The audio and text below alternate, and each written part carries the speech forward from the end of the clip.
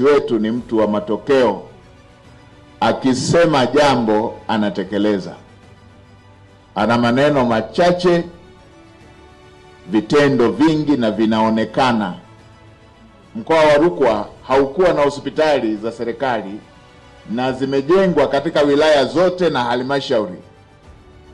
Kazi ya aina hiyo imefanyika nchi nzima. Tulikuwa na zaidi ya wilaya 100 ambazo hazikuwa na hospitali ya wilaya, zikiwemo na wilaya kongwe.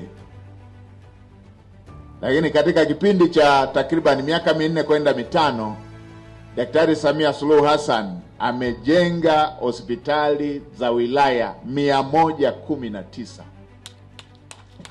zikiwemo za kwenu huku Rukwa. Hili ni jambo kubwa linaloleta heshima kwa nchi yetu, linaloleta heshima kwa kila Mtanzania. Serikali ya awamu ya 6 ni serikali inayotoa majawabu ya mahitaji ya wananchi.